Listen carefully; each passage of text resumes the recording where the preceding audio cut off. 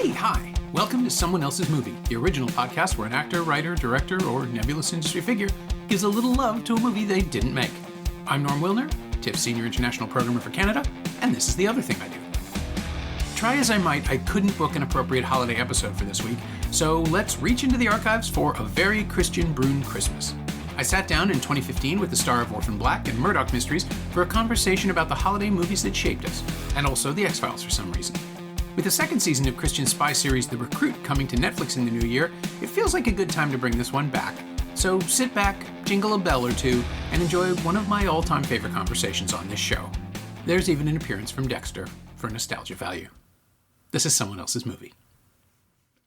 Every family has its own tradition. Every family has Christmas stuff. So, what was your first sense that you were seeing a Christmas movie, or what was your first Christmas movie?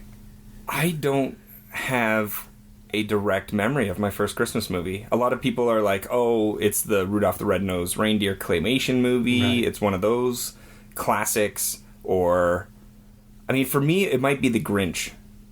The cartoon, The Grinch Who Stole Christmas. I love that story. I love the animation. I never saw the Jim Carrey version because I didn't want to ruin the classic, and it looked really creepy as well. It's best that you have. Yeah. I figured as much. Again, it's that whole. It's actually, we're seeing this problem more and more now with these great big franchising movies like Alice in Wonderland, where we need to have a backstory for this story. So The Grinch, the movie The Grinch, opens with an hour of backstory. We understand it. It's the George Lucas approach to Anakin, right? Oh, he was sad. he was a little green man and he was sad. Yeah. Aww. And it's totally unnecessary. But the cartoon is still this sort of pure, wonderful. It's pure and beautiful and wonderful and hilarious, and the artwork in it is just so classic to me. And it's a wonderful. It's everything. The rhyming, everything is just so good. It's poetry. That would be the first thing that I can think of. I've never seen, what is The Christmas Story? A Christmas Story? Yeah. I've never seen that. And I know there's a whole bunch of Christmas movies I've never seen. And it's also because I was the third kid. Okay. And I came 5 years after my brother. So my brother and sister are close in age. And then there's this gap, and then there's me. And by the time I'm watching movies and, starting to pay attention to that sort of thing, they're already, 7, 8, 9 years old or 10. Like, they want to be watching other stuff than just the really kiddie stuff. So, I also come from, my parents got divorced when I was 4. So we always had that split Christmas going on. That kind of, anybody who's from a divorced family knows what the split Christmas is like, or might know what the split Christmas is like. And it's kind of this heartbreaking thing where you spend time with one parent and then you have to leave them on Christmas Day alone as you go to the other family. And it was always, we would spend Christmas Eve with my dad, and then the next morning we would go to my mom's place, and we lived with my mom. So, oh God, it was always so sad leaving my dad on Christmas morning. It always broke my heart. Yeah. It was just like one of those. And I think one year we tried it the other way around, like where we spent Christmas Eve with my mom and then we spent Christmas Day with my dad. And I think that was the year we went and saw Castaway.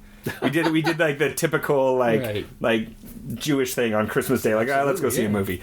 And I loved that. I thought that was the theater was packed. It's amazing. I'd never known up until that point how many people actually go to a movie theater on Christmas Day, and I think it's such a lovely tradition. I love the community aspect of it. Yeah, well, historically, it has been the single biggest movie day for the industry. The single biggest day for admissions is Christmas. And look at all the movies that come out on Christmas, too. And I think it started as alternative viewing for like everyone in North America who wasn't celebrating Christmas, and then gradually.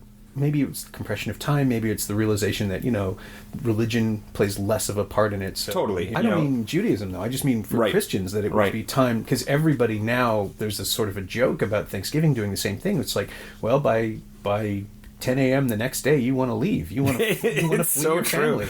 Yeah, sometimes like family situations are just like, isn't it nice to just sit quietly and watch something? And actually, that's one thing that we always did with my dad on Christmas Eve is we would rent a movie or two. But it was never a Christmas movie. Okay. And because of the age difference and the age of my brother and sister, it was always like I remember one year we got Eddie Murphy Delirious. Oh. And then the next year we got Eddie Murphy Raw. Okay. Or so, like something totally inappropriate like Definitely that. chasing the older audience. Oh, totally. And so me as a young kid, I remember my father had a great sense of humor. He's passed on now. And a lot of my comedy training and my comedy enjoyment comes from him. And it's actually something that I didn't realize until like a couple months ago. Really? I think it was in an interview or something like that. Someone was talking about it, and I was like, oh yeah, my father he would tape The Simpsons for me because I wasn't able to watch it during the week, and then he would also tape David Letterman's Top 10, and he would tape Saturday Night Live for me and Kids in the Hall, and then I'd watch it on the weekends when I'd come over to his house. And then I was like, oh my god, I never realized it. My whole comedy education, which really started from SCTV and kind of grew from there, was all my father's doing. And he did have a great sense of humor. He could be really funny himself, but in a kind of quiet, dry way. But a lot of my comedy comes from his enjoyment of comedy. And he liked the blue stuff, and he liked the clean stuff as well, and everything in between. And so he sort of facilitated it. Yeah. Yeah, I guess so. Or curated it, maybe. Yeah, curated it. He was the curator to my comedy education. And so, yeah, a lot of our movies, and I think, I mean, Christmas, the divorce Christmas is kind of sad, and like you want to stay away from that. So you get a comedy, you get something lighthearted and touching, and I find sometimes Christmas movies can be so sad. I get really sad watching them sometimes. I had a tradition for the last few years where Christmas Eve, I would go home. At the time I had a roommate, and so my roommate would be off with her family or his, depending on which roommate. And I would just kind of have a glass of wine or a scotch and just do all my presents, just wrap all my presents for the next day while watching Love Actually and crying. Okay. Until I read an article about Love Actually, I think it was in Vice magazine or something like that, about how sexist and terrible a film it is. It kind of is. It really is. And I just opened my eyes to it. I was like, oh, those bastards they hoodwinked me with my own emotions. It's kind of amazing. And now I can't watch that film. How manipulative it is in a way that feels cheerful and nice. That's the thing. Like it's like an executioner that does its job so gracefully. It slides the little ice pick into the base of your spine before you even know anything's happening. Totally. Anne Donahue and I, Anne was the very first guest on the podcast. She and I had thought about doing Love Actually as a Christmas episode, and then realized we both hated it. Yeah. And just as tempting as it is, I want this show to be up. I want the show to be positive. Yeah. It's like we finally had to go, I can't do it. Yeah.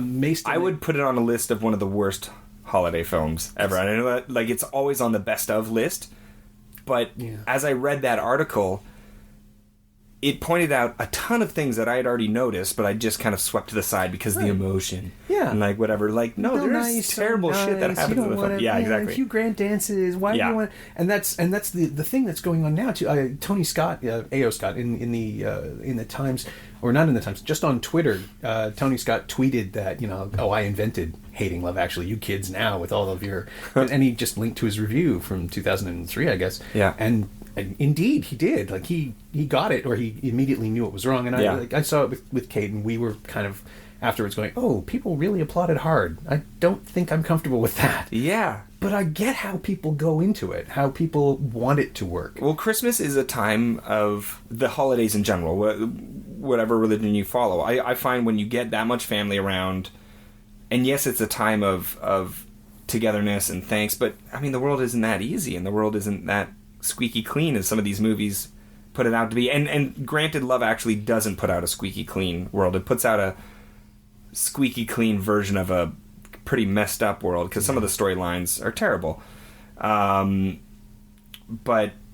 it's a highly heightened emotional time of the year because of all this family stuff that comes up, and a lot of people dread the holidays too. I used to be a bah-humbug kind of person. After my dad passed away, it was just like Christmas got even sadder, because it was like, you think about it. Yeah, exactly. And you think about who's not there, who's missing, and then I came up with this theory that Christmas is only enjoyable, or the holidays is only enjoyable if you're a kid, if you have kids, or if you're in love. If you have one or a combination of those three things, then the holidays can be great.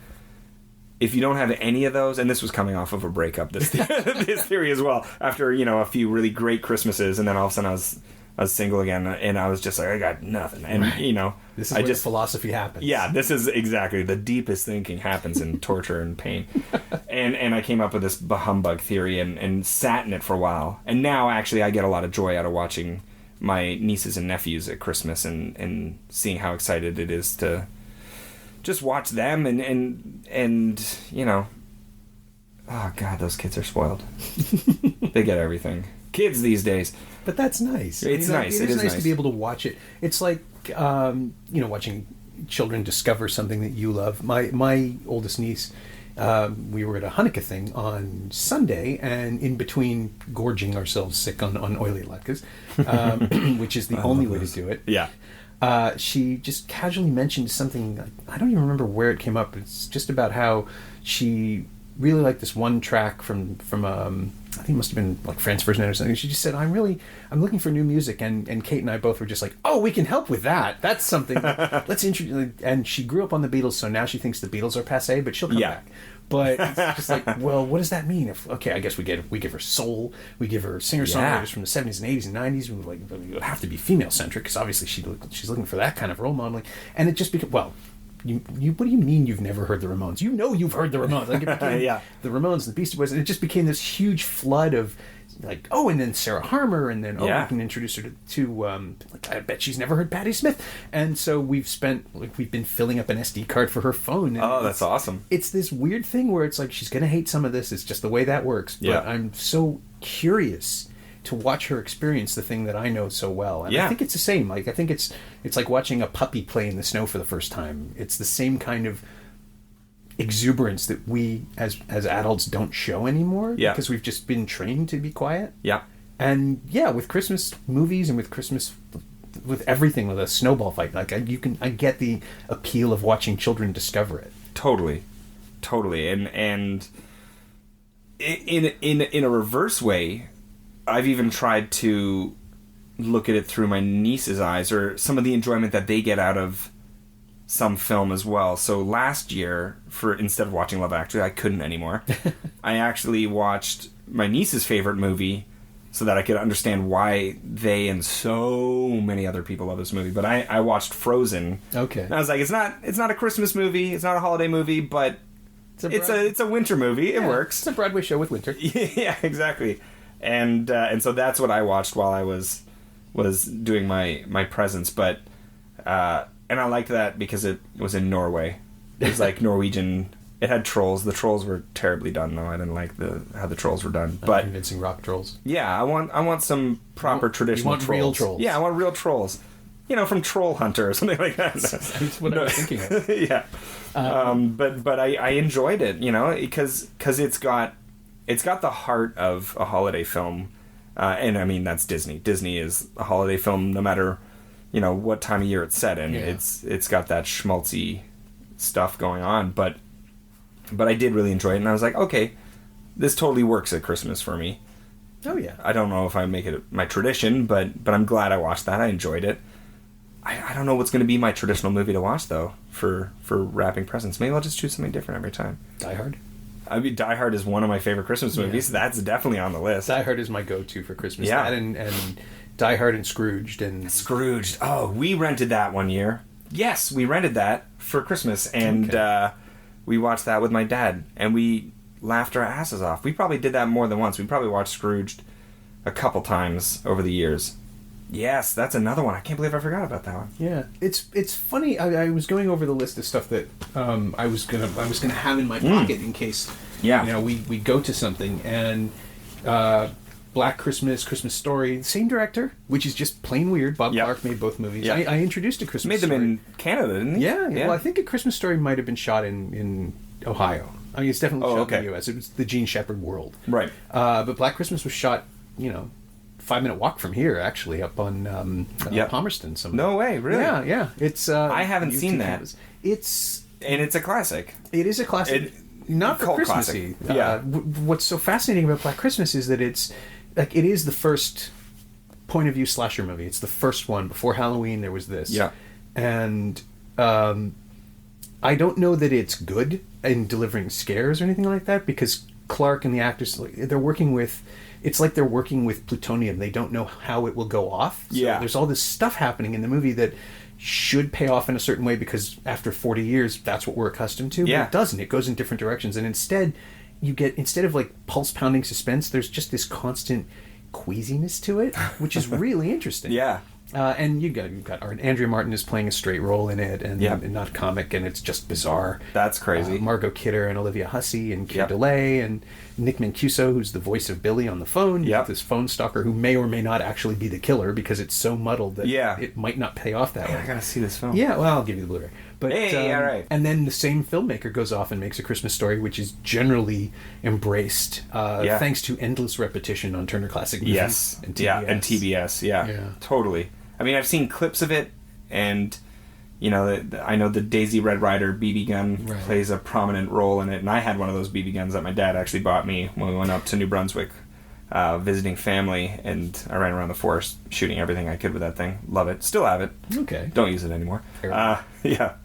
But it is a cultural point. Yeah. And a lot of people always fall back on that one.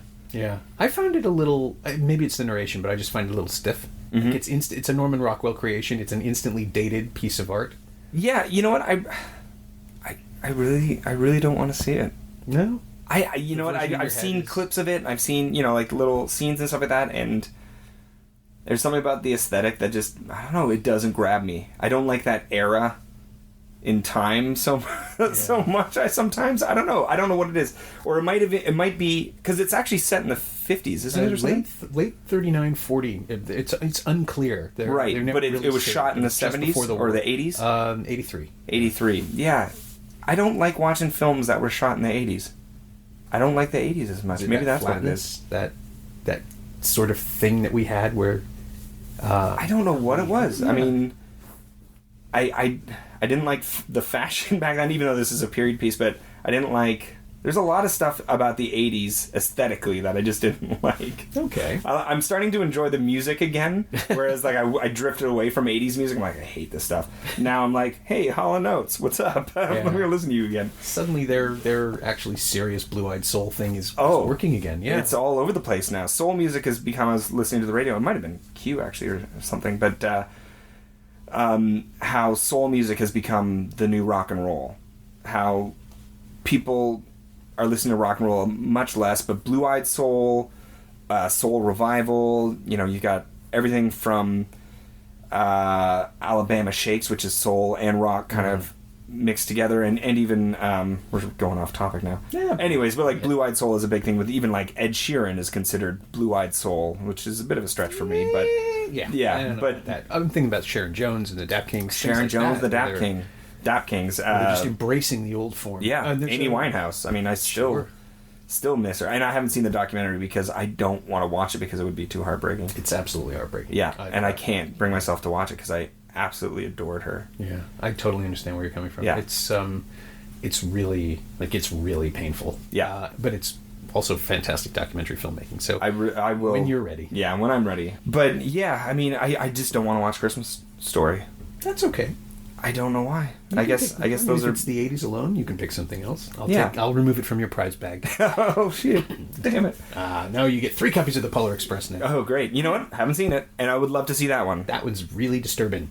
Really? Well, it's because of the dead eyes. Right. They didn't quite perfect the motion capture technology. It's not all the way there yet. Yeah. It's one of those films where I get it, and I sort of appreciate... I mean, I do appreciate what Zemeckis is doing, because he's an incredibly gifted storyteller. Yeah. Physical action and motion, and this is his first one, and he's showing you what you can do with CG, and everyone is just looking cross-eyed off into the middle distance, and it just doesn't work. And it's incredibly awkward that someone actually posted screen caps 10 years ago, whenever it came out, there were screen captures released somehow to the media, and they were all just the kids just scowling. I'm so gonna look those up. And said this is a movie about children who are on their way to hell and they're not happy about it. Like, you could completely misrepresent the film. Well, it's really about Santa being the devil. Yeah. Because there's nothing like Tom Hanks' voice is like a warm hug. Yeah. But his eyes are angry. There's always something. Oh my god! I'm gonna totally look up those screen grabs. Sweet, we have one. You're welcome to it. You're like, I can't watch this again. It gives me nightmares. Warner it is inexplicably beloved. People do buy it. There must be. Well, because it's a famous story, first of all, and with iconic artwork and everything as well. The realization is almost irrelevant. Yeah. And Warner releases it. I don't know if they did it this year, but every year it feels like there's a new edition somehow, repackaged with jingle bells. Maybe they went back in and fixed the eyes. They couldn't kill him to do it. Really. It can't be that hard. No, exactly. It might be worth it for longevity. I would really like to see it done properly. Yeah. Just fixed. Not even overhaul. Just maybe remap it. Don't do a George Lucas remake of Star Wars or anything like that and just digitally insert new stuff. Now just the train has an exploding ring around it. Yeah, exactly. For no reason. Oh, and Jabba's now a cartoon in the background. Santa Jabba. Santa Jabba with a hat. Oh my god. Oh, that's a bad place to go. Yeah. I should point out at this point that neither of us has seen the new Star Wars. Nope. And it can't be that bad. Exactly. With J.J. Abrams at the helm, I have great faith. Me too. And it's such a low bar to clear now. After those last three. There was a news story like 2 days ago. George Lucas has seen it and he gave it a backhanded compliment. He's like, the fans will like it. Yeah. You know what? Good. Yeah, that's what you want, buddy. I don't want George Lucas to come out of this and go, oh my god, they made it exactly the way I would have. Exactly. We tried that. Exactly. But this actually, have you ever seen the Star Wars Holiday Special? I have not. I started to watch it. I found a link somewhere to watch it online, and I started to watch it, and I either got called away from the computer or something happened. As far as I got was the very beginning, and it was like this weird multicam sitcom with a Wookiee family, and I was like, what the hell is going on? It's like a train wreck. Like, you want to watch it, but you don't, and I never went back to it, but I couldn't believe that such a thing exists, and I'm so glad it does, because it's a lesson for all not to over merchandise your films. Yeah.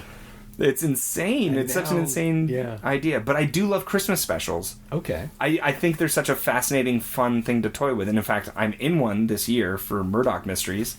The Murdoch Mysteries Christmas special. It's a 2-hour or like 2-episode long Christmas movie, essentially, but all in like a massive episode of Murdoch. Cool. Oh, everybody watch the Murdoch Mysteries Christmas special. Yeah. And my character, Constable Slugger Jackson, is all over it. I mean, sometimes I get to do a lot of stuff, sometimes hardly anything at all, and sometimes most of the time I'm not even in the episode.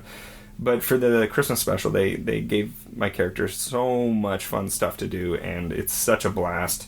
And we have an iconic actor playing Santa in it, who has played Santa before. Okay. And in fact, I think they've already released, and the promos will come out, so they'll know that it's Ed Asner. Okay. So I got to work with Ed Asner for a few days. Cool. I don't want to ask the question, but I always want to know when television programs do a Christmas episode, there's always a way, like they have to find their reality, they have to find their button. So something like Community, which presented an entire stop-motion episode from the perspective of someone who was hallucinating. Right, yeah. So in Murdoch Mysteries, is there a Santa? And if so, does that mean like there's a religious aspect to the universe? Is Santa a saint? Does Murdoch, God exist? I mean, if you Why go do people keep getting murdered? Yeah, I know. Toronto is really dangerous back then. 9 seasons of murders in Toronto. If you go back to the books, Murdoch is quite religious. He's Catholic, and he's a staunch Catholic, not in any uncomfortable way, but he just adheres to his religion. He plays everything by the book. He's by the book, and he's so almost black and white in that way. That's the world that he exists in. So there always has been an element of Christianity in what he does, and that's also been in the TV series as well. It's always been very proper, and the manners and rules of the day apply. Sure. Well, whereas they would have, right? Because Toronto was a pretty Catholic town. It was Toronto the Good for a lot, quote unquote Toronto the Good, and it was basically a white Anglo-Saxon town for a very long time, and So, I mean, yes, because the show is 1903 this year, 1904, 1903, I forget, you have to sort of adhere to the historical accuracy of what Toronto was back then, predominantly Christian. Sure.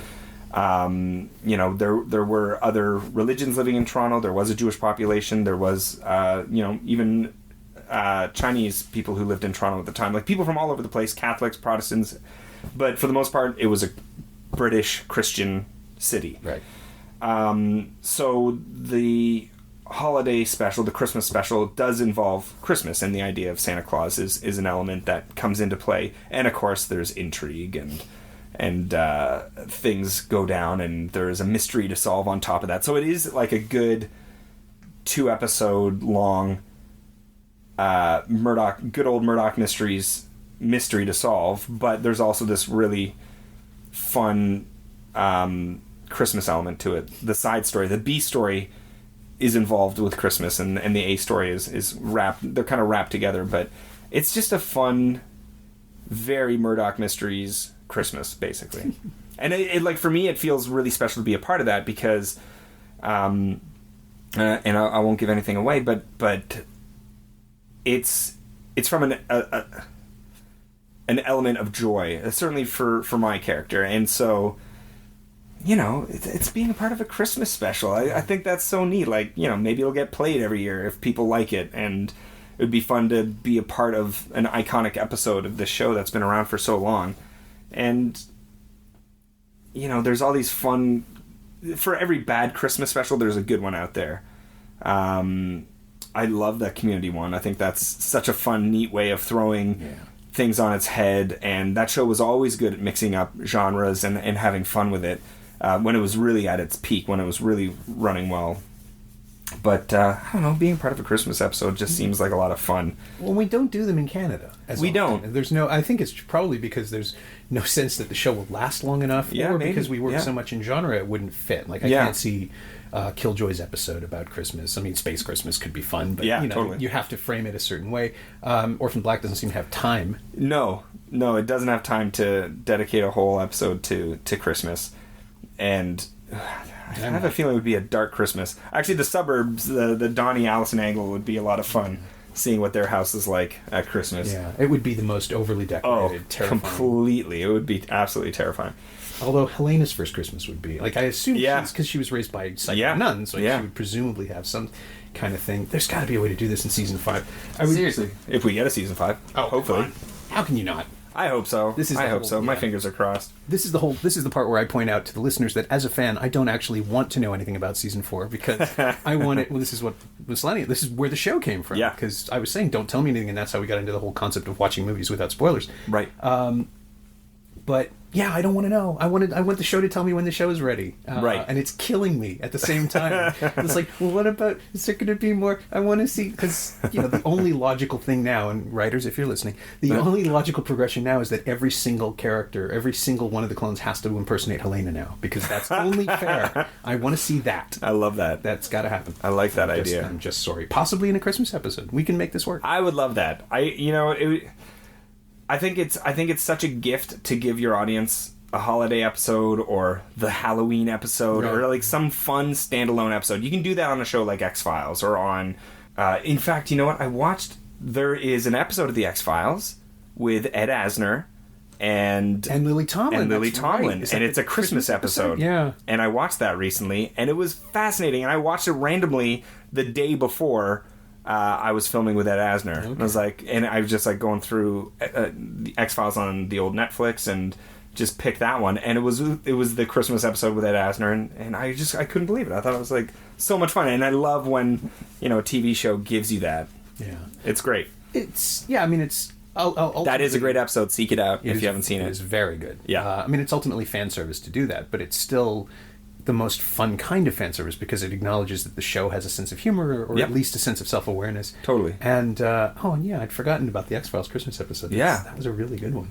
And there was that, I mean, the show's coming back in like 4 weeks now. Yeah, something like that. For last night. Yeah. I have no idea whether or not it will work, but I know, me neither. Curious. I really want it to. And like most people out there, I'm cynical that it won't. Yeah. But I don't know. I have hope. I have hope. Just like I have hope in Star Wars being good with J.J. Abrams at the helm. Sure. You know, I'll give this some hope. Me too. Let's hope. Let's hope that it... I mean... It's a time of hope. It is a time of hope. I was going to say that the only thing to do now is to have faith. Yeah, exactly. In Chris Carter. Yeah, faith in Chris Carter. Because that's never gone wrong before. Yeah. And Vince... I always forget that, or I had forgotten that Vince... Gilligan. Gilligan got to start, or was part of the X-Files crew. Yeah, that's where he found Cranston. Really? He cast him in an episode called Drive. He's the guy with the bomb in his head. Or you have to maintain velocity or else his head explodes. Right. That's Cranston. Oh, man, I'm going to have to go back and watch that. Go and watch that, too. Go and watch that one. I think that was season 4. You nerd. No, I looked it up, too. Yeah. I went back and watched it, and it's like, it's on Netflix. I have to... It's really still, tight, taut filmmaking, 45-minute self-contained story, the best thing they did. That's what I want. That's what I don't want from the X-Files. I don't care about the mythology anymore. They beat it to death, and I want the standalone episodes. Yeah. I want the ones, like... The black and white episode chasing after whatever. Oh, Frankenstein. There was that one. There was the crazy incest family one. Oh yeah, that was evil as hell. The Jim Rose sideshow circus episode with the Enigma, and they have all these awesome standalone episodes that are just so much fun to watch. Yeah, but then when they gave us the standalone movie, it was terrible. That's the problem. Was that the second one? Yeah. I never watched it. It's not good. Kate hasn't seen it either, and it's just like, I should watch that, and I'm quietly going, yeah. Man. I guarantee you, because it was a standalone, it won't have any impact on this new series. You can probably come back in cold, but it was just a bad idea.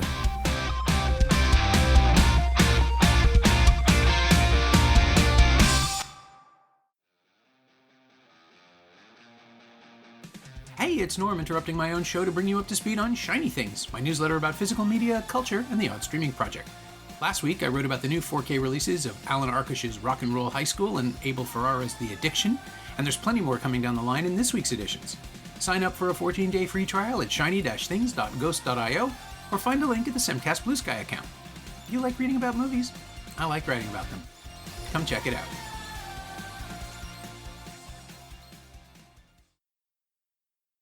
Let's go back to Christmas and the holiday. Is this a Christmas episode or a holiday episode? This? Yeah. Well, there are so few other holiday movies. I mean, there's Eight Crazy Nights, the terrible Adam Sandler animation, which does not bear discussion. Fair enough. Just like there's a scene where now we're discussing it. There's a scene. Sorry. There's a scene. There you go. There's a scene where it should be discussed. Yeah. There's a scene where store mascots come to life and start singing at him, and you're just like, wow, Taco Bell. That's what I associate. Festival of Lights with. Yeah. Just not good. And I get it. I understand. Like, the Hanukkah song is probably his most successful thing, his single thing. And that was in the EW list of classic holiday fare, the Hanukkah song. And it is great. Sure. I do like the Hanukkah song. It's fun. It's a rhyming list. Yeah. People love those. But it's just, the movie that metastasized out of it is just not a good thing. Yeah. Does the song have anything to do with the movie? It's sung over the end credits. It has no connection. That's what's kind of amazing. I mean, the opening lyric is for 8 Crazy Nights, we do this, and that's where it comes from, but there's no connection to it. No, it's a... I would have rather he made a film based off of the song. I would go with that. Just to see him go through the list of celebrities that he mentions in the song, and the moment O.J. Simpson, that's right, not a Jew, which is... so funny, and just slayed the audience when he sang that on I think it was Saturday Night Live. It on. And oh god, that's a great one. Yeah, it's not to be. Oh man. Oh well. But that's it though. There's a dearth, presumably because they don't think there's an audience for it. But there's a dearth of like I remember the first Friends Christmas episode where there's a shot of David Schwimmer cleaning a menorah in a corner, and it's just like, guys, I get it, and he probably insisted on it because his character is ostensibly both Ross and Monica have at least a Jewish father. Yeah, and they never really dealt with that, and that was okay. I don't think questions. Certainly, if you're living in New York, the concept of religious identity is secondary to being a New Yorker. Right. So with them, it doesn't really matter. Right. But. There is just this really odd... Like, you can be of any religion, but Rockefeller Center is still going to be beautiful to see. Exactly. You just want to be there. It's a you want to see the tree. You want to take a skate. Yeah. You want to see the lights. Herd instinct to be part of that. Totally. We were there over Thanksgiving. We went by and hadn't been lit up yet, but people were just gathered. Yeah. And then like 10 feet in either direction, people are punching each other for shoes. But the tree. There's something. The symbols of the season have taken over. They've replaced the religious aspects of it. At least certainly in movies now, because they're. I'm not religious, so like my mom and stepdad will go to church one night a year. I think maybe they go at Easter, but they certainly love the Christmas. They do the midnight concert. Mass. They do the midnight mass, and they like and Anglican, and they like the music and the tradition. And I think it like brings them back to their childhood, but it was never a huge tradition religiously in my family. We had a couple of years of going to church just to see if it was something that we as kids liked, and we were in the church choir, and I was in it for the music and the $20 a month of singing in the choir. Sure. I did it for the money. It's better than a paper route. Yeah, and but we weren't a religious household, so it was never about religion for us. It was more, and we've certainly, when we have our Christmas dinners, we usually have a couple friends join us, or people who don't have a family to hang out with, or they're out of town from their family but need a good meal. We'll have them jump on with us. We have like friends of my brothers, a couple, they're both Jewish, and they come and join us for Christmas, and it's like it's just about being together, getting drunk and having a good time. Sure. and just spreading the love that we have for each other, and it's great now. It's nice. It's become something, family and community, just kind of a nice mix. But I mean, for me, Christmas has become. I'm very aware that I always say happy holidays to people, because I just don't want to assume. I always think it's mean, or not mean, but just kind of. It's just pig-headed when people just say Merry Christmas willy-nilly to people. I'm like, well, you don't know what they are, what they believe in. Even if they were raised Christian, they might not like Christmas. They might just like holidays. Right. So I'm a big happy holidays kind of person. Yeah. Also because I learned the lesson by mistake at a friend's party over the holidays, and my mom came to pick me up, and as I was saying goodbye, I was like, "Thank you very much for a lovely evening. Merry Christmas." And the mother was just like, "Happy Hanukkah," and closed the door on me. I was like, "Oh, right. And I felt horrible about that, and to this day. It's just mean to do that to a kid, though. Like, people wish... Well, it taught me a lesson. I suppose. I learned the lesson. But the lesson was, don't be so nice. Don't be unthinkingly nice. That's what you learn. People wish me a Merry Christmas, and I wish them a Merry Christmas back, because it costs me nothing. Yeah. I mean, I occasionally I will say Happy Holidays to someone who wants a Merry Christmas just to get them, because I know that in the individual's case, it's someone who I know has been just railing at the dinner table about how politically correct everything is now, and so like, I'm going to say Happy Holidays to you. Yeah. Suck it. Yeah. It was never a button for me, because it's coming from a good place. Like, unless you're doing what I just did and harassing someone with Happy Holidays. Well, you got to harass people a bit over the holidays too. Exactly. That's fun. We're not all the creepy old guy from Home Alone. Home Alone, another great Christmas movie. It's true. And Home Alone 2. That's right. They're both set. Home Alone 2 is an iconic New York Christmas movie. Right. Which has now been surpassed in terms of finding an iconic Christmas movie in New York. Elf, I was going to say. Yeah, which has become my go-to every year. I think that is now... it was the movie that I did not like when I first saw it. Oh, yeah? And just over the years, because of repeated viewings on TV and things like that, I've fallen head over heels in love with it. And I love Will Smith, Jesus. I wish Will Smith was in it. No. Will Ferrell's performance is so joyous to watch, and it's just kind of this unabashed joy this character has.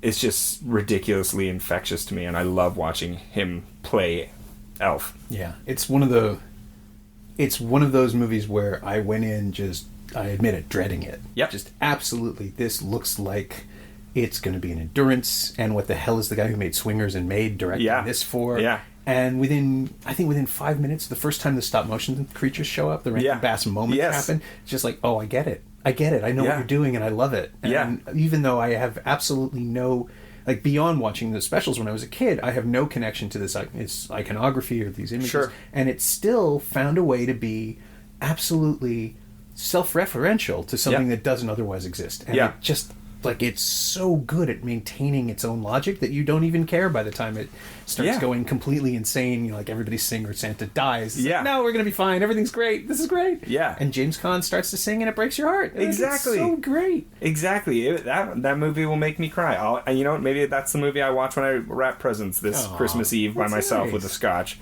Well, you know, it's usually after I'm not that lonely. It's usually after, you know, spending some time with family that evening, and then I go back home for the night, and I'm just like, I better wrap these finally, and have a nightcap while I'm doing that's a Christmas refuge. That's your own. You get to create your own. It's actually, I really look forward to it because Christmas is chaos when you have so many nieces and nephews and people coming and going and all over the place. So getting home to myself is actually quite nice, just for like a quick moment of peace. And I guess it's different, like, if your parents live somewhere and you have to go and visit for Christmas, you're there all the time. Right? Yeah. Which is the classic movie trope of showing up in the bar afterwards. Yeah. And running into the X, the old flame. Oh, like boy, There's like dozens of those movies. Yeah. And they're never that satisfying. Nope. I was, again, on the list I have, in terms of old flame list, Christmas movies, there's Kiss Kiss Bang Bang. I haven't seen that. Oh, it's so I've seen clips of it, and I'm like, I gotta see this movie in completion because it's so awesome. Yeah, and that is the movie that got Downey. That's the comeback movie. It's not Iron Man. This is the movie that got him Iron Man. I bet, yeah. John Favreau again directed. Yeah, but he directed that. He directed Iron Man. No. Iron Man definitely, and he did a wonderful job with that first Iron Man film. The second one, not so much. I think everybody agrees. Yeah. I always thought it must have been weird for him to show up for Iron Man 3 strictly as an actor and then be blown up and put in a coma. I think that's a statement. He of all people would love that. That's a franchise statement. Yeah, but that one, Iron Man 3, was directed by Shane Black, who made Kiss Kiss Bang Bang. Oh, I did not know that. It was his directorial debut. He's the guy that wrote the Lethal Weapon movies and really all of his action movies are set at Christmas. It's a thing with him. Like yeah, that's right. Lethal Weapon. What did he write? Gremlins too? No. Gremlins is a Christmas movie. Chris Columbus. What? Yes. He wrote it. Joe Dante directed it, but Columbus wrote Gremlins. And, oh my God! When he was like a young nobody, he sent the script to Spielberg, and it started. That was the one. Oh my God, that's amazing. He's never written anything as dark or as creepy since, which is so weird. Gremlins was great. I actually want to go back and rewatch that one. I haven't. I haven't rewatched it. It's rock solid. Really? And it plays in terms and then the sequel goes really off the rails. Oh, but it's great. But I want to see the sequel again as well because it was so ridiculous. It is one of those films that I think its 25th anniversary was this year. It's that old. Wow. Gremlins 2. But it is so far ahead of its time that we're only catching up to it now. Just that level of meta-satire and everything else that's going on and how it actually stops to make fun of itself repeatedly and the original film is almost a bauble to be smacked around inside of it. And you sat there in the theater and went, oh my God, they actually are making this work. They're pulling this off. Yeah. You talking about the first or the second one? The sequel now. I read the novel based on the sequel when I was in school when I was a kid. I had this thing where I loved novelizations. I used to I'm sure there's a box of them in here somewhere. Oh my God. I literally wrote a book report. My English teacher must have been fuming at the state of where the world was going when I handed in my RoboCop 2 book report, the novel based on the movie Wasn't RoboCop 2. The movie hard art? Like you couldn't have even seen it. Yeah, exactly. But at our bookshop at school, we had like a little tuck shop or whatever. They were selling these novelized movie books, and I remember getting Gremlins 2 and RoboCop 2. I don't know why the sequels of all things. Right. And I might have written a book report on Gremlins 2 as well, but I certainly did for RoboCop 2. And I'm so ashamed, but at the same time, I'm so tickled that I did that because I'm like, that's the worst thing I could have done, and I did it. I think that's fantastic. Yeah, and that's how much I loved movies back then. I'm trying to think if like RoboCop 2 was written, if the novelization was written by Frank Miller or anybody who was actually involved. Oh man, there was that little wave where like Orson Scott Card wrote The Abyss, and Alan Dean Foster Ghost wrote the Star Wars novelization and the Star Trek motion picture novelization. So there was a little period where they were being written by real writers, and they would make them slightly better. The last time I read one of those was for the last Star Wars film, the Star Wars 3, Return of the Sith. And one day I was in Indigo and I saw the hardcover. Oh my God. I was so embarrassed.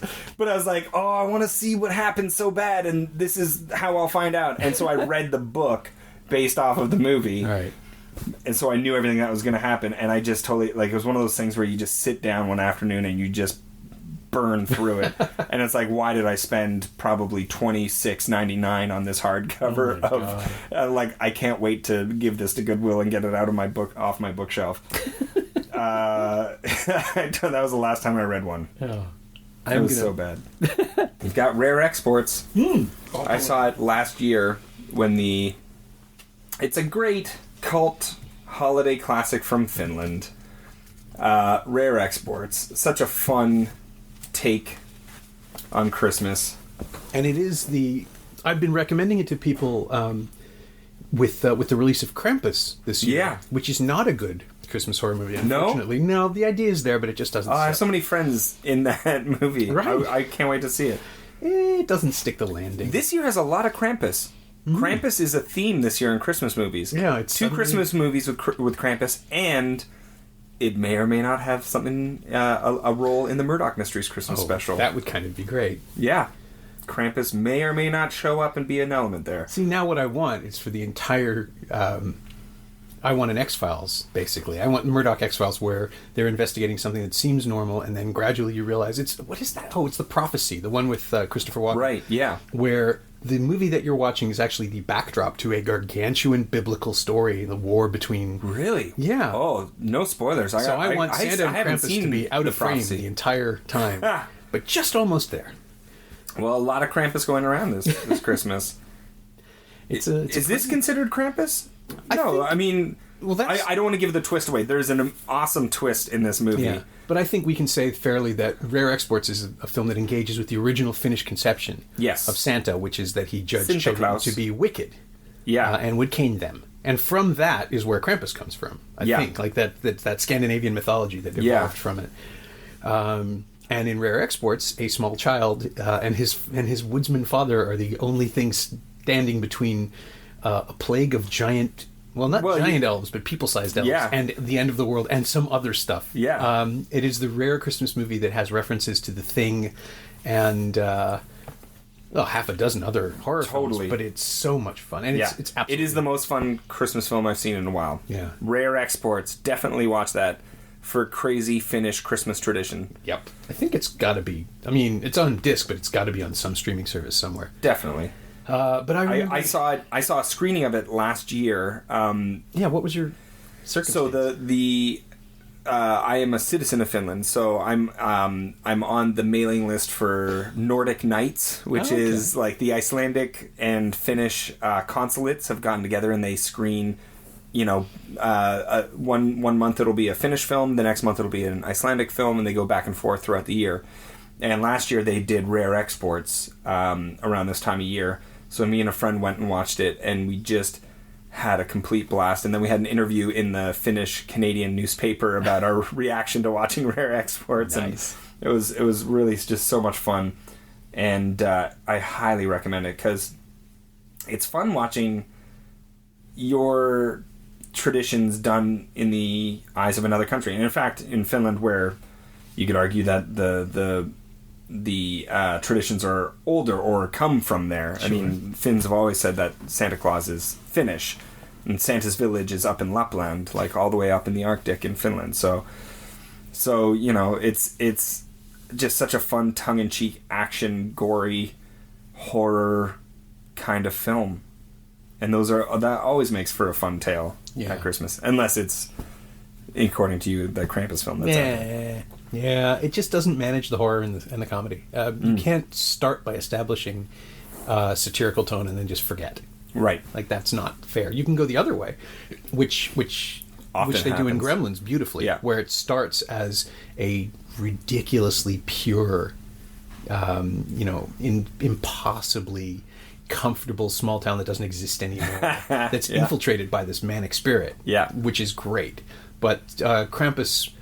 It opens with commentary. It opens with some Democrat-Republican clashes. The characters are introduced as sort of cartoons. Well, Alison Tolman and David Koechner are the Heartland people who have arrived in this Connecticut home. I think it's Connecticut. They never really explain where it is. But it's the upper middle class relatives welcoming the hayseeds. Yeah. And it just starts with this whole really cheap culture war stuff that then once supposedly everyone's supposed to start bonding together once Krampus or once the threat arrives. Yeah. It just doesn't happen. It doesn't quite work, which is a shame. I don't blame any of the actors. They're all playing it straight, but the film is supposed to be able to tell you how to you're talking about the one... Is it the one with Adam Scott? Yes. And Tony Collette. Yeah, the Tony insanely Collette. overqualified Krampus movie. Totally. Yeah. Oh, you were thinking of Christmas Horror Story. Christmas Horror Story, which executes Krampus beautifully.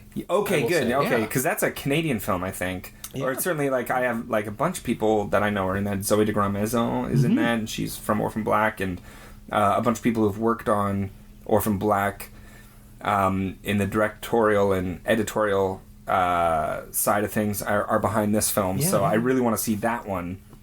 I keep mixing them up because they're both about Krampus, and you mix the titles up. And Christmas Horror Story's poster very heavily leans on Krampus. Yes. Who's an element of maybe... I mean, it's an anthology piece, so he's an element of maybe 1.5 of the stories. Right. If you go into the production office, which I've been in, they have a bust of Krampus, and it's the most... it's huge, and it's impressive. Same guys who did Splice. Mm-hmm. So there's a little Splice... doll there, and then I miss Dren. I will go so far as to say that their Krampus is more effective than the Krampus. And the Krampus in the movie Krampus is surprisingly... I mean, they did a lot of practical work. A lot of things are just physically built, but Krampus's face doesn't move, and I think it's intentional. It's clearly there's a reason for it that we're not privy to, and they've lit it in such a way that you can't help but notice that it's just this sort of sunken old man face, giantly grotesquerie.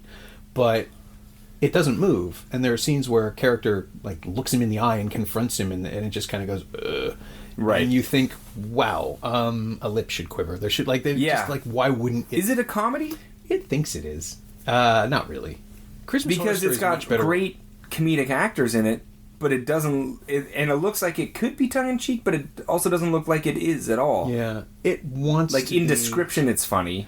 Yeah, but it's playing it straight. You get the impression, or from the trailer. Yeah, I mean, I think what they've done is they've tried to do what Gremlins did, which is make adorable things terrifying. Yeah, but it's really more in line with those old Charlie Band movies, like the John Carl Buechler effects that are all kind of slobbery and dribbly. Right, and they're CGI gingerbread men that attack people, and they squeak with the voices of Justin Roiland, who runs Rick and Morty.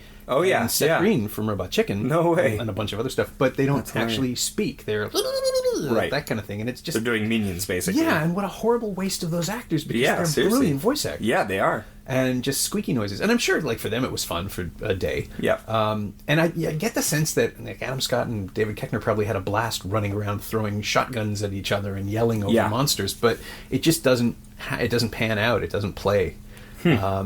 And Christmas Horror Story actually there's a couple of genuine shocks and one fantastic twist towards the end that I did not see coming, and I'm jaded as anything. That's great. And a good use of the iconography, and it uses Christmas well. There you go. Go see A Christmas Horror Story, or I guess it's on VOD. It's now on VOD. Yeah, it's probably on disc by this point. Yes, it was because it came out in October, I think. Yeah, or like basically around the Halloween. Yeah, yeah, and the Blu-ray and DVD came out at the end of November because I saw them up when I was in New York. Right. So yeah, VOD and disc, and it's completely worth watching. It's just awesome. Yeah, it just throwing that on the list. One of a million movies that drowned in the wave of bigger films coming at it and little movies going straight to VOD. Interesting timing on it. I mean, obviously they wanted to pick up from the horror genre and Halloween being perfect for that, but yeah. Oh, we're about to be invaded by the dog. Oh yeah, hi Dexter. No, Dexter. You can't have the cake. Hi, buddy. How are you? Get away from the chocolate. That's bad for you. No, dried fruit will just make you poop, buddy. Yeah, you don't need that. You don't need the Christmas poops that early, do you? No. You want to come up here? Yeah. Yeah, no? Just march around and look at us to distract us. You got your eye on the prize. Nice try, buddy. Come on. Nice try, buddy. Yeah, I know. I know. It looks good. What's your favorite Christmas movie? He has sat through a lot. I don't know that he's actually expressed any appreciation. Right. He's not an enjoyer. Oh, come on, Dexter. You can enjoy things. He sits around. You enjoy hanging out with people. He does. That's Falls fair. asleep on podcast guests. That's his deal. That's nice. You can do that if you like, bud. Man, I've got so many. Yeah, come on up. I've got so many films to watch this year. I'm actually... This has gotten me jazzed to watch more Christmas films. Is there anything, like, do you have a white whale? Is there something, not Christmas Story because you're not interested in that, but is there something that you've always meant to catch up to? Have you seen, like, the building blocks of Christmas movies? Yes, It's a Wonderful Life. Yeah. I've never watched that, and I've always wanted to watch that. I would love to know what you think about it, because everyone forgets. Like, everybody remembers the last 10 minutes, which is Merry Christmas Movie House, and all the stuff from It's incredible. But it sounds like a really, really dark film. It's incredibly dark. And depressing and sad, and I think that's one reason why I don't watch it, or I don't choose it for my Christmas Eve I could totally see that. It's a friend of mine once sort of dared me to watch it over Christmas, and I had seen it and she hadn't, and it's like, well, it can't be that bad. And it's like, you have no idea what you're in for. And so 3 of us gathered for it on it was either Christmas Eve or the day before, and the 2 of us had seen it and she had not, and by the time it was over she was just like, can't believe this. I mean, it earns the redemption, but my god, it's a sadistic film, and it really, really is. He sounds like a real piece of work, his character, Jimmy Stewart, right? He's a broken, when we meet him, he's like a drunken bad father. Yeah. I don't want to watch that on Christmas. This is a movie where Jimmy Stewart yells at children. And acts it. Like, he's not holding back. Dexter, really? Is this necessary? We're probably just going to keep all the dog noises in this episode. Yeah, why not? It homier. Yeah. Oh, you monster. It's the time of year where you want to snuggle up with a dog because it's a living, warm blanket. If it's big enough. Yeah. It can give you some warmth, and you can give it some warmth. He's more about stealing our warmth. Yeah, that's fair. I'm a furnace. I'm good for stealing warmth from. I am a walking sauna. Oh, good boy, Dexter. Be nice. I wish I had a dog. They're all right. This They're one's great. This one's kind of a butt. He's a wonderful butt. No, he's the worst. He really You know? is. Hounds are, and I'm gonna offend people, but they are jerks. They're you just got to be so alpha with them and keep them in line, otherwise they'll take over. Yeah, he thinks he has. He's already decided he's won. Have you won, buddy? Have you won? What are you even doing at this point? Just staring, melancholy. He knows it's the holidays. He's like, it always makes me sad. You're watching those movies with the jingling in them that bothers me so. Yeah, right. Just go write in his journal. It's a Wonderful Life. Yeah, that's on Polar there. Express. I've never watched it, and I should have. I've never seen Miracle on 34th Street. I'm like, 24th? 34th The original's good. Yeah, the original. In an incredibly dated way. Right. But, it's a type of movie that isn't made anymore. Where they put Santa on trial in that one or something? Yeah, and I don't think it's the first movie that ends with the protagonist in a completely forced courtroom scene, but it's the one that kind of defines it to the point now where every movie that ends with a testimonial, every movie that ends with someone going before a board is kind of going for that same thing. Right. And you do get the young Natalie Wood, which is absolutely fascinating. Right. Just to watch this child that's going to become an incredible actor. Yeah. But it's really interesting to watch it now from a contemporary point of view, especially after the disastrous remake written by John Hughes, which was it really? Yeah, which no one should have ever done. Wow. Just because it was what's the so point? manipulative and so sappy. Yeah. And the original, there's some films that, it's not in color and kids don't want to see.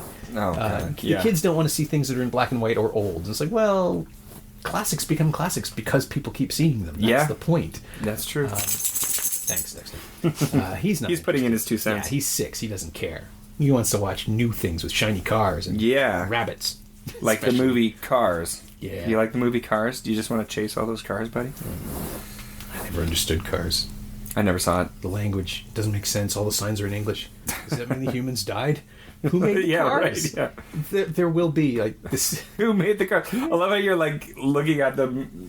This doesn't make any sense. Cars would never talk. Who created them? Every other Pixar movie has logic, though, an underlying logic. And what's fascinating about watching Cars is the world is set up for creatures that don't have hands. Everything's pedal operated. They've built everything. Oh, really? Yeah, they thought this through. And the more time you spend in the world, you're just like, wait a minute, who mined the oil? Because they are filling up. There's a whole thing about like this Dinoco oil is there to keep them alive, and there are mechanics doing things with wrenches and but is there a God? Who designed them? Who built these things? And there's this whole subplot about how Paul Newman has the shed the Paul Newman car. Yeah. It has the shed that is not to be used. No one can go in there. And I spent the entire movie figuring, there's people in there. Yeah. He's either keeping them prisoner or they're benevolent. But they're there to repair the cars when they're the car doctors. When the cars get sick, this must be how it works. And then it turns out he just keeps all his old racing trophies in there. And I thought, nope, you gave me more. There needs to be more. They probably set it up as that, and then someone at the last minute was like, no, we can't. Yeah, it'll freak out the kids. Too much. The kids will get so confused by it. Yeah. That'll be in the director's cut for adults only. Like, parents only watch this. Yeah. You tilt it the wrong way and it becomes Maximum Overdrive. Yeah.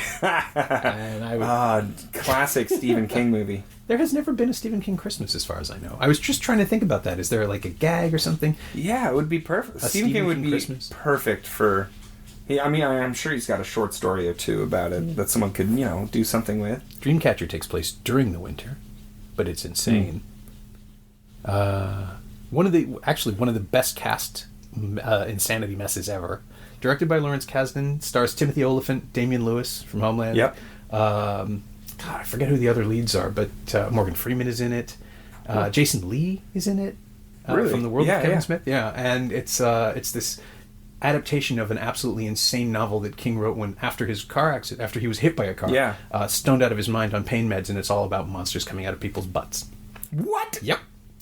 And it has Morgan Freeman with white, snow white eyebrows, giant snow white eyebrows, saying at one point, for no particular reason, I've been fighting these alien bastards for 20 years. And you're just like, okay, what else you got? And it just gets crazier and crazier and crazier. That's amazing. It's not a Christmas movie, but maybe it could be. With just CG hats on everyone. Perfect. Go in and doctor it. That's the next level of turning movies into Christmas movies. I have this whole list of stuff you're going to run. Yeah, okay, where else? Touch on Die Hard, but no. I think we should let this go organically. Is there anything else? Did you watch Arthur Christmas? I didn't get a chance to. I know. I've been too busy. That's another one on the list, and because you recommended that. For the listener, I yelled at him until he would watch it, and he didn't. So... I didn't do my homework. No. It's terrible. You went off and actually had jobs and things. Yes. But Arthur Christmas, and I'm just going to pitch this one, is my new favorite Christmas movie. Great. I like Elf a lot. I think Arthur Christmas is just as good. Yep. Both in its creation of a Santa myth. It's a CG movie from Aardman Studios, the creators of Wallace and Gromit, and Shaun the Sheep, which is out now, which is fantastic. But it's not a claymation. It's done in CG. I watched the trailer today, and I was like, I at least got to see the trailer. Yeah, with the best voice cast for a Santa movie, a modern Santa movie. You've got, I think most of them are actually in love, actually. Bill Nye, Jim Broadbent, James McAvoy as the doofy son of Santa, the doofy youngest son. The titular Arthur Christmas. Which, of course, when you pronounce it with an English accent, is Arthur, which sounds like Father Christmas. So, reference. Oh. Yeah. Arthur. It did not sell at all here because of that. Because everyone heard Arthur and thought, what, the aardvark? Like that cartoon character. It wasn't. Arthur Christmas. It was one of those things where you see it and all of a sudden a whole new world opens up to you. It is just... It's what they do best, Aardman, which is create a very simple concept and then complicate it maniacally. Yeah. And then still root it all. It's what Pixar does, too. You root it in character and you just find new complications. Yeah. But it opens with this just... Oh, it's so good. The first 2 minutes had me. There's a little letter from Santa where Arthur, the James McAvoy character, is in charge of answering Santa's mail. He's the screw-up kid. Right. His older brother, who's voiced by Hugh Laurie, is going to be Santa next. There's this whole generational thing. There have been 34 Santas, and this is the current one. Yeah. Is voiced by Broadbent, which is just the perfect plum of Jim Broadbent. It's absolutely marvelous. Yeah. And his father is voiced by Bill Nye. He has this cranky old insane ex-Santa, Grand Santa. Right. And in the first 2 minutes, it's all established. We're introduced to this hall of portraits of Santas, and the voiceover is this little girl saying, "Dear Santa, I want this bike, and I want to do this. And my big brother or my friend says that it's impossible for you to get all around the world in one night because the friction would cause the reindeer to burst into flames. That's not real, is it?" And and James McAvoy in this incredible, just the beautiful delivery of this absolutely sincere character, who will then lose a present, freak out, and run around the world with an ancient reindeer and his grand Santa to set things right. Yeah, that's like one child doesn't get her present. You cannot miss a single child, and it's so good. And there's this whole this whole subplot and active metaphor for corporatization and how, new things don't make things better. And it's so good. And it came out and bombed because no one understood what it was and it looked funny. And now I guess it's been 4 years. I think it opened in 2011. And it's the one that I showed it to Kate the following year. And now we watch it every year. That's just amazing. It's ritual. All right, I gotta watch so that good. Arthur and it's Christmas. on Netflix in Canada, so and it is on Netflix. Spin it up with no effort at all. No effort. 98 minutes. I can't believe you couldn't spare. That's fine. No, it's good. You watch the trailer. That's Look, fine. I'll be honest. I could have watched it last night after I finished filming, and I ended up watching 2 episodes of travel shows, and Anthony Bourdain on Cuba, and Departures, my other favorite travel show, on Cuba, because I'm going to Cuba for the first time on Sunday. That's important too. And it was part of my research, and I should have kept it for. I fully admit it. I had that was my time that I could have done. It's fine. It's fine. You can watch it while you wrap presents this year. Although I wouldn't advise that because there is a rapping elf. Literally a present rapping elf, not a hip hop rapping elf. Right. Well, maybe if they combine the two, that'd be great. Bryony the rapping elf, which is the breakout character that didn't break out because nobody saw it. So good. So yes, I look forward. If there is to be Christmas homework, that is one. Okay, everybody, that's your Christmas homework right there. More than anything else, Arthur Christmas. Watch Arthur Christmas, everyone. And to all a good night. That's not the end of the podcast. It could be. It could have been. I mean, that was like, boom. I gave you the button. That was a pretty good ending. Yeah. You should go with that.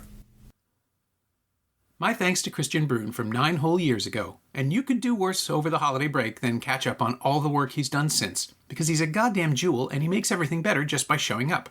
And keep an eye out for the 2nd season of The Recruit. I understand he's even clammier this time around. You can follow Kristian on Instagram at Mr. Kristian Bruun, MrKristianBruun, and you can find the movies we discussed on any number of streaming services and in the bins at your local used DVD stores. I'd suggest starting with Arthur Christmas, which is playing on CBC Gem, CTV, and Starz in Canada, and on Paramount Plus, Tubi, Fubo, and Freeform in the US. You can find me on Blue Sky at Norm Wilner, and you can find this podcast there at Semcast, SEMcast, and on the web at someoneelsesmovie.com. The first year of the show is still available for just $20 at payhip.com/semcast. That's the first 52 episodes of Someone Else's Movie, 42 of which aren't currently available anywhere else. And check out my newsletter, Shiny Things, at shiny-things.ghost.io. I think you'll enjoy it. Our theme song is by The Last Year. If you like it or the show in general, please say so. Leave a review wherever you've been listening. Every little bit helps, it truly does. And check out the other shows on the Frequency Podcast Network while you're doing that. Stay safe, watch movies. Wear a mask if you go out, get the new booster as soon as you can. I'll see you next week.